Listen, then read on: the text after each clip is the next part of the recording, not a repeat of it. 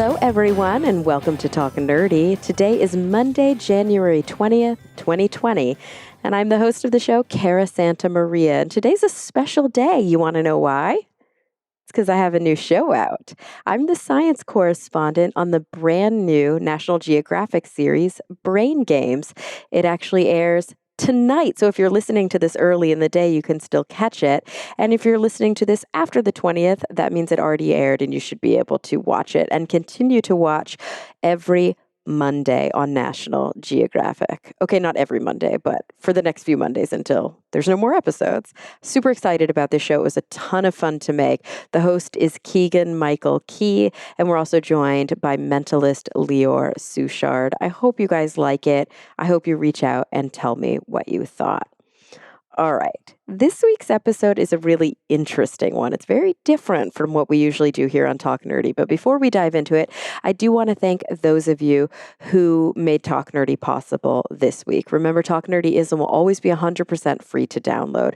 And that's because of the support from listeners just like you. If you're interested in supporting the show, all you've got to do is go to patreon.com/Talk Nerdy, and you can learn how you can pledge your support and help cover the show so that everyone can continue to listen to it for free. This week's top supporters include Mary Neva, Pasquale Gelati, Sinai, Ulrika Hagman, Dudas Infinitas, The Zombie Drummer, Phil T-Bear, Brian Holden, Jeffrey Sewell, and two last but not least, Daniel Lang and David J.E. Smith. Thank you guys so very much.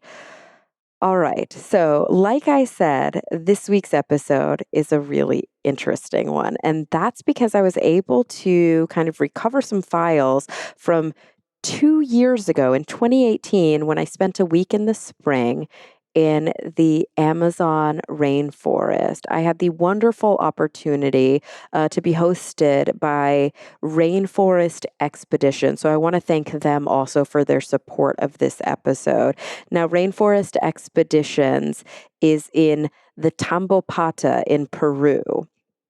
I traveled a very long way to get there. So let me kind of tell you what I did. First, I flew from LAX in Los Angeles, where I live, to Lima, Peru.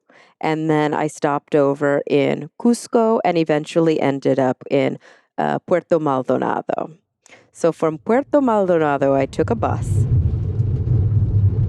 for a little over an hour. We stopped off at the office and then went to the port where we transferred to a boat.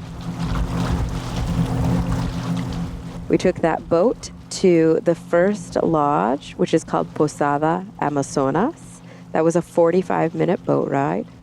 Another 20 minutes to a control point before going for another hour and 30 minutes to finally make it to Refugio Amazonas. Now, this is all traveling down the beautiful Rio Tambopata. From Refugio, it's another hour and a half to a control point on the Malinowski River, another 30 minutes to the Colpachuncho, and then eventually another hour and a half deep into the rainforest to visit the TRC, the Tambopata Research Center. And along the way, I met some really fascinating, really beautiful people. And I'm going to share with you a couple of interviews with those people today. So eventually, we'll be having a chat with Daniel Couceiro. And with Daniel, we'll be talking about his role at the time as the leader of the Wired Amazon project. But first, I had the opportunity to sit down with Hilary Scheppers, and she was volunteering at the time for the Tambopata Macaw Project. So without any further ado, here she is, Hilary Scheppers. I am an assistant researcher. I'm a volunteer for the Macaw Project at the Tambopata Research Center in the Tambopata National Reserve in Peru. And so there's a special name for volunteer researchers on the Macaw Project. What is that? Yes, we are the guacamayeiros. And I am a guacamayera.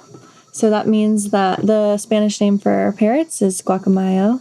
And we are the ones that are running the project, researching the guacamayos, and basically helping to conserve their population. There are, I don't know exactly how many, there are probably about 14 that we monitor, and there are more out there in the wild, but 14 that we see and that we take data on in this region. So you are American, yes? Yeah, I'm from the United States. I am from Minnesota, and I went to get my graduate degree in New York recently. I graduated in December, and I wanted a way to continue writing, and I also wanted a way to shift into writing about conservation and writing about the environment. So tell me about your degree. Oh, my degree is a Master in Fine Arts and Writing. I studied poetry specifically, and what poetry does to you when you go through an intense poetry training program, you start to pay attention to the mundane things. You start to pay attention to how you feel, but also what you start to observe in a different way. And taking observations is something I found that scientists are also doing. And it led me to basically observing birds. In my spare time, I started to watch birds, see what birds were coming by my window, see what birds were coming in my backyard. And I ended up having encounters where I was meeting other bird people, ornithologists or amateur bird watchers, people in the park, things like that. And it kind of led me to find this project through a friend that way. So somebody told you about this place and you were like, I have to go? Yeah, that's what happened. Somebody said, oh, if you want to go to South America, if you want to study birds, I have the project for you. And they set me up with the Macaw Project. They had done research here before. And I couldn't say no, is essentially what happened. I remember getting, I applied for a job with TED Talks, and I was very far along in the interview process. And I was waiting to hear back from them. It was like Friday, and I was like, it's been a week. They need to let me know. I didn't hear from them that Friday, but I did hear from Gabby, who is the project manager of this project, and she's like, are you still coming to Peru? Let me know. It's going to change your life, Gabby. And I was like, oh, this is a sign. Because even though I didn't get the job with TED Talks, it was like I had to make the choice before I heard from them about whether or not I was going to come to Peru. And has it changed your life? Yeah, really, really for the better, for good. How long have you been out here?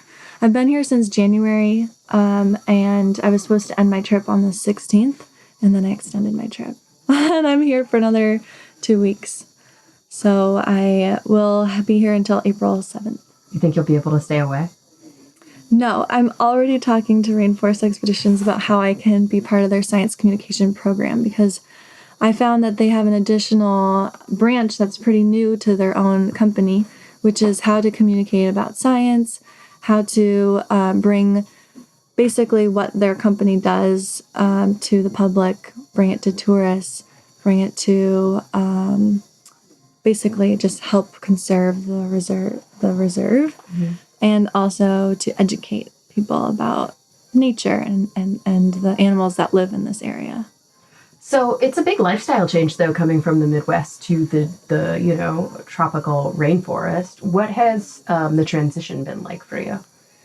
Well, initially it was very, very hard. I kept a really thorough journal in my time here, and I look back about how I was in the first month, and it was really challenging. I think you're first challenged by the bugs. There are so many bugs. There are bugs everywhere. There are bugs that land in your hair. There are bugs in your eyes when you sweat. That's the first hurdle, I think, for me. That was a huge shift. You're living out in the open. Then the next thing is probably we're living in pretty close quarters. I had my own room in New York. I'm used to that. I'm used to also convenience. Here, we don't have convenience. We do have all of our needs met. So that is good. And actually, we have hot water. That's good. We don't have to go fetch it from the bucket. Things like that. Those are really, really important things. So it wasn't too hard to adjust. And I'm actually surprised at how quickly humans adapt. It kind of was a testament to, wow, just in 4 weeks, I've already adapted. And now I'm already wearing short sleeves or not even using bug spray sometimes. You know, you feel like you've definitely changed since in the beginning when I first arrived. And do you find now that you've lived here for as long as you have that when you listen to the sounds of the forest that you can really make sense of the different animals that are singing and calling? Yeah, in the beginning, we have an activity where we go to certain locations on a trail, and we will document which parrots that we hear. In the beginning, sometimes I would think there were frogs that were also birds. Mm-hmm. But now, yeah, it's easier to distinguish, I think, because you hear it so often and you also see them so often. And I think the other thing that's exciting is being able to shift maybe your mentality, shift the way you walk, even through a forest, so that you are able to see new things and open yourself up to the possibility of seeing nothing. But knowing there's always something, or maybe something's watching you. Ooh. Yeah. What has been the most exciting, like, sighting? Like, what have you seen that you were just, took your breath away? Well, every time we're at the Kulpa or above the Kulpa on this trail called Trail A, and you see a whole flock of macaws take off all at once, and there could be 50 to 60 to 70 of them. That always takes my breath away. It's really stunning. It's like watching a bird rainbow. But one of the best sightings, I think, was the tamandua. I was coming back from playing football with the staff, and I was walking down the trail alone, and then I saw a group of us, of the volunteers, like motioning me to be quiet. Shh. And I was like, what's going on? And then I looked and they said, there's a tamandua. It's a very small, light brown anteater, probably the size of a small dog. And we watched the tamandua emerge from the bush, suck ants from a dead log for maybe 30 minutes. And then after some time, everyone's trying to get photos. It came out and then walked across the trail slowly and then went back into the forest. And it was just really beautiful animal. It's incredible. Mm-hmm. It's amazing how much life there is everywhere you look, even if you don't notice it at first. Like when I've been going out on the trail with the guys, there's just bugs. Like every leaf is populated by an entire ecosystem.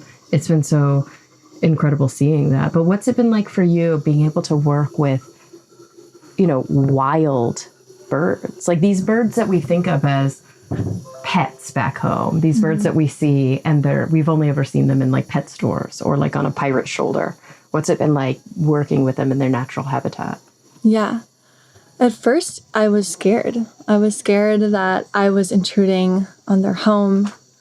What we do is we climb nests of macaws, and then we will monitor the chick development and see how well they're doing. And that involves us taking the chicks out of the nest and bringing them down to the ground so a veterinarian can examine them.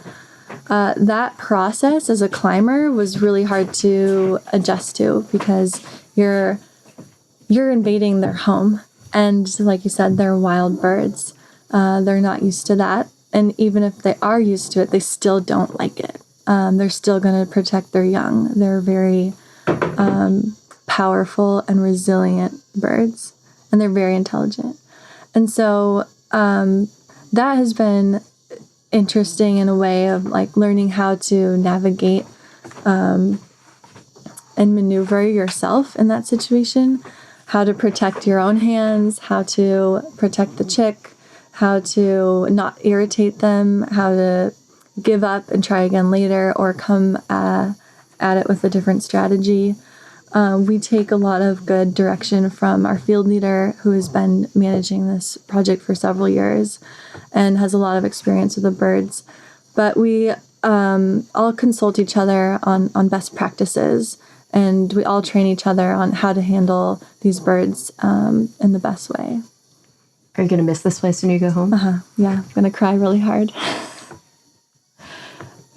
Yeah, I was hanging out last night with Danny at Refugio, and he was leading the Wired Amazon project, but he's leaving now, and he's been here for 2 years, and he was getting very emotional when we were talking about it. 2 years. Yeah, he was saying that he has some new project he's going to be going to, but I can't imagine that. Yeah, so I feel like for me, I only brushed the surface. I only opened myself up to it, and now that I've become open to being in this place, to being observant more with animals, I'm not prepared to change and go back to what I was doing. I have to move forward in this direction. So I'm looking for possibilities of coming back. I'm looking for a way to continue working with wildlife, or continue writing about it, or just finding a way to stay in a place like this. It's beautiful. You want to go on a night hike? I do want to go on a night hike. I want to get a bug on my eye, just like you. Yes, let's do it. All right, perfect. Okay. All right, guys, let's get back to the show. I only spent a week in the Amazon rainforest, and it affected me profoundly. Hilary was there for several months, and as we mentioned in our chat, Daniel Couceiro was there for several years. He's a Spanish naturalist who spent his time there leading the Wired Amazon project. Since he left, he's become a National Geographic explorer, and he's now starting his own environmental education project in the Sierra Nevada de Santa Marta, Colombia. He describes it as a bird club for the youth of rural communities in the area, with the goal of promoting pro-conservation behaviors and attitudes using place-based education, citizen science, and service learning. At the same time, Danny has decided to go back to school to get a PhD in education and learning sciences at Wageningen University in the Netherlands. His research there involves the project we just mentioned. So here he is, Daniel Couceiro. I'm a naturalist. I would call myself a naturalist because I like everything related with nature, but never forgetting people. So I don't like to put labels on myself, to be honest. But if I had to, by background, I'm an ecologist. Yeah. And you've been here now for how long? 2 years and a half. And where are you headed next? Well, my next plan is have some holidays for a month and a half. So get to know a little bit more some parts of Peru that I have forgot. As the mountains, because I've been on the coast, I've been on the rainforest and the cloud forest, but I have forgotten the mountains, and that cannot happen in Peru. And after that, I'll go to US, Los Angeles, and Colorado, and then I'll move to Colombia to start a new project with an NGO. So what are you going to be doing in Colombia? Well, I'm going to work for a really small NGO. It's five people, if I'm not wrong. They are mostly focused on environmental education with the local communities, with the local schools of the communities that live on the Sierra Nevada de Santa Marta. Also, trying to develop the area in sustainable ecotourism, and also work with the sources, with the riverine sources of plastic contamination on the Caribbean Sea. So tell me about this idea of sustainable ecotourism, because that's really what Rainforest Expeditions is all about, isn't it? Oh, well, yeah, completely. So there's, to me, the root of the point, actually, it's capitalism is the system that actually rules nowadays. And the point is that when you try to conserve a place, biologists, love nature, etc., we always use some words that actually can be treated as old-fashioned, like the animals, the plants, they have the right to live because they were there before we were. That place, we should conserve it for ourselves. We should conserve it for our kids. They have the right to see the same things that we have seen, but that's obsolete nowadays. So everything works in monetary terms. So usually now when you want to protect an area, you need to prove that you can make money out of it. Okay, so what happens? The best example, actually, we're going to use where we are right now, okay? The river that we went today to go to the Chuncho is the Tambopara. And if you remember, after the Malinowski checkpoint, there was the Malinowski River coming from the right, okay? With really brown waters. So if you go up that river, you're going to end up finding illegal gold mining that is actually destroying a big part of the Amazon, of the Peruvian Amazon, okay? So why those guys, they are not entering in the Tambopara River? Why the Tambopara River is not being destroyed? Well, it's not being destroyed because they are sustainable ecotourism that actually provides a lot of money, provides a lot of work for local people. So illegal gold miners would never dare to come here. So what happens that it's a sustainable activity that doesn't make any damage to the environment, actually creates awareness in the people from everywhere, from all around the world that comes here, of the importance of the Amazon rainforest, and also provides money and work for local people that don't need to go into the forest to log, to hunt, to do mining, etc., other activities that actually harm and damage the environment. So you mentioned logging, you mentioned gold mining, hunting. What are some of the things that people come in to hunt? What are the things that they come to hunt? Yeah. Well, what I have heard in my time here is they love peccaries. Actually, peccaries is the peccaries as well as the jaguars. They are called ecosystem engineers. Mm-hmm. So what happens is that the peccaries, especially the white-leaf peccaries, they walk in herds, huge herds from 50 to sometimes 500, eating everything: small bugs, mammals, snakes, lizards, and fruit. Okay, so what do we have inside the fruit? Sugar? Yeah, sure. Yeah, we have seeds. Yes, okay. So what happens is that some seeds are able to go through their teeth and their guts and get dispersed, and other seeds, they are not able to go through their teeth and guts, so they get destroyed. So what happens is that these guys are architects of the forest. They are dispersing some fruits, some seeds, they are destroying other seeds. So they shape the biodiversity of plants of the Amazon rainforest, which is incredibly important.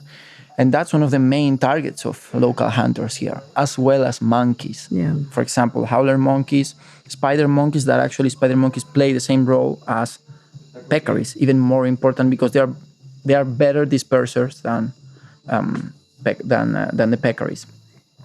Also, not here, but in the boundary with Bolivia, it has been started a hunt against jaguars. Why? Because of the fangs, because the Asian traditional medicine has started to use jaguar fangs as, how do you call it? Aphrodisiacs. Yeah, aphrodisiacs, one more time. So, those are the main animals that are being hunted around. So you mentioned that sustainable ecotourism is one way to be able to fight back against some of these detrimental practices like hunting and mining. Varun mentioned that one other way is through the castaña harvesting.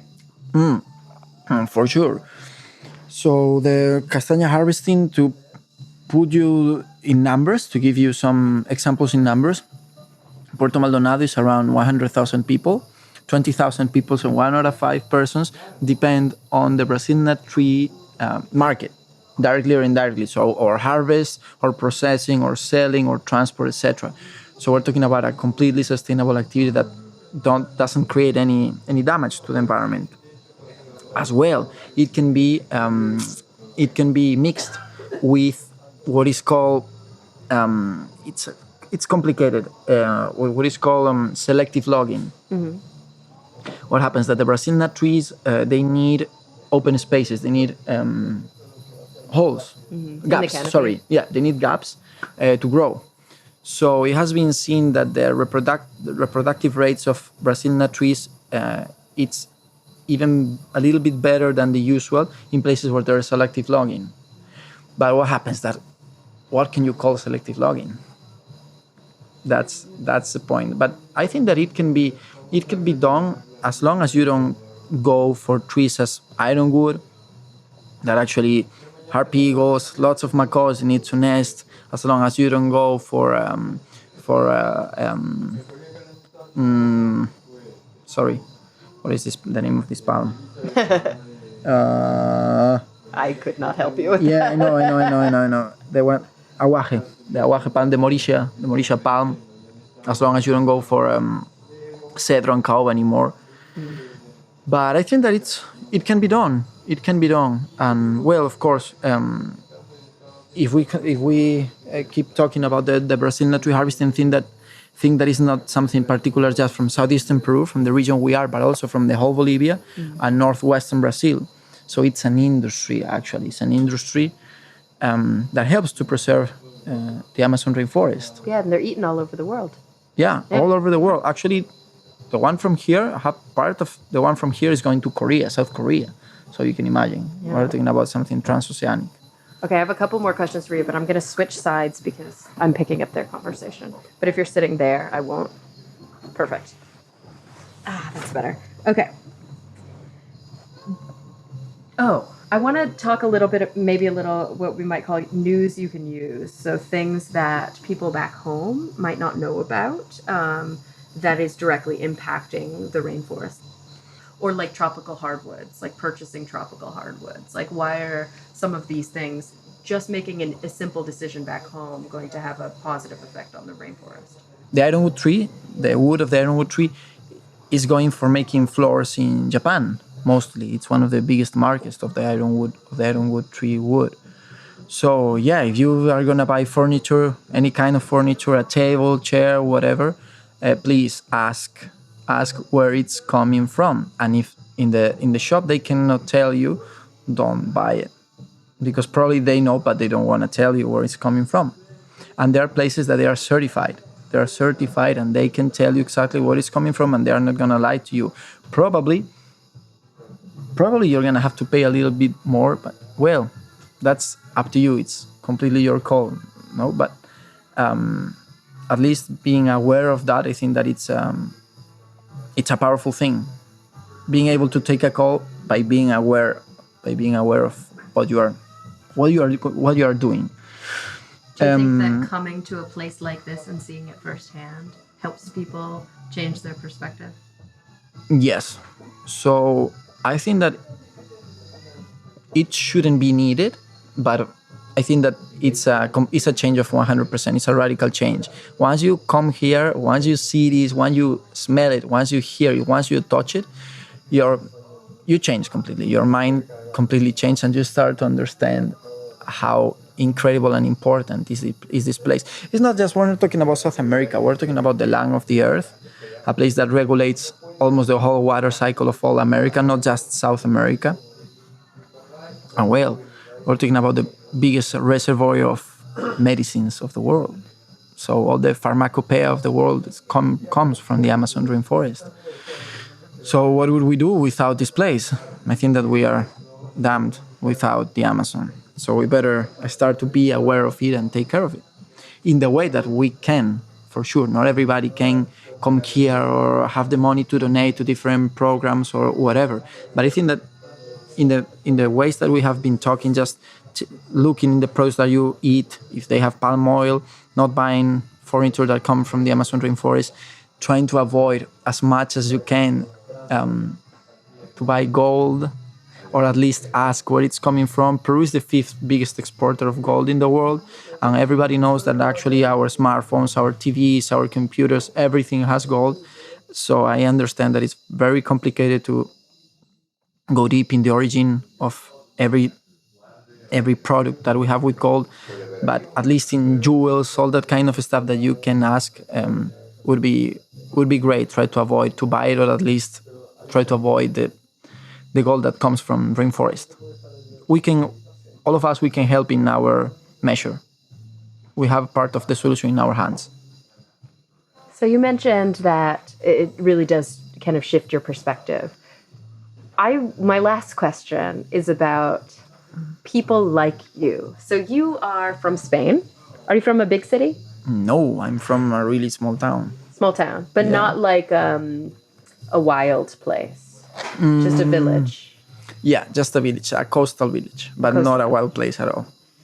So do you think that there's a certain type of person who kind of gives up most of their things and goes into the forest and lives for years at a time? Or there's a certain type of person who makes a lot of sacrifices from their family and from their friends to travel the world and work for conservation? So the question is if I think that there's a lot of people?